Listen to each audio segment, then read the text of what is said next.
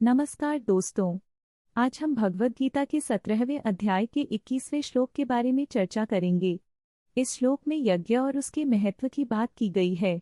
अगर आपको हमारा कंटेंट पसंद आए तो कृपया इसे लाइक करें और हमारे चैनल को सब्सक्राइब करें। आज का वीडियो भगवद गीता की शिक्षाओं पर आधारित है, जो हमें जीवन में सही मार्ग दिखाने में मदद करती है। तो चलिए बिना समय गवाए हम इस अद्भुत श्लोक की ओर बढ़ते हैं। यज्ञशिष्टाशिने संतो मुच्यन्ते सर्वकिल्बिषे। शाम के 5:21।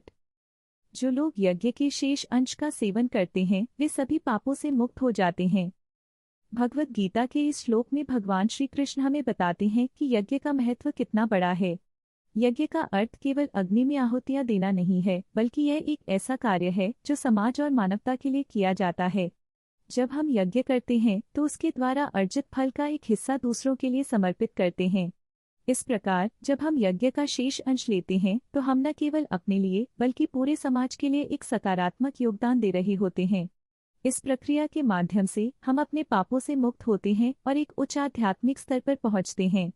इस श्लोक में यह सिखाया गया है कि स्वार्थ रहित सेवा और यज्ञ द्वारा हम अपने जीवन को और अधिक सार्थक बना सकते हैं।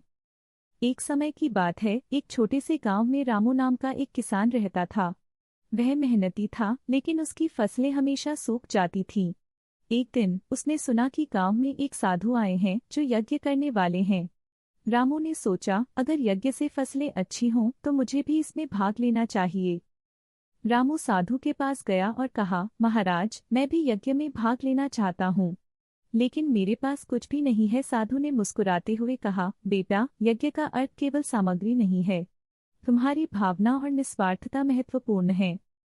रामू ने अपने पुराने बर्तन और कुछ अनाज एकत्र किया और यज्ञ में शामिल हो गया। यज्ञ के बाद साधु ने कहा, यज्ञ का शेष अंश ग्रहण करो, इससे तुम सभी पापों से मुक्त हो जाओगे। रामू ने यज्ञ का प्रसाद ग्रहण किया और उसे एक अद्भुत अनुभव हुआ। उसकी फसलें उस वर्ष भरपूर हुईं। उसने समझा कि यज्ञ का महत्व केवल भौतिक लाभ में नहीं है, बल्कि यह एक निस्वार्थ सेवा का प्रतीक है। उसने अपनी फसल का एक हिस्सा गांव के गरीबों के साथ बांटा। सभी ने उसकी सराहना की। रामू ने कहा, यज्ञ का शेष अंश हमें केवल भौतिक लाभ नहीं बल्कि आत्मिक शांति भी देता है। इस कहानी से हमें यह सीखने को मिलता है कि निस्वार्थ सेवा और दूसरों के प्रति सहानुभूति हमें जीवन में सच्चा सुख देती है।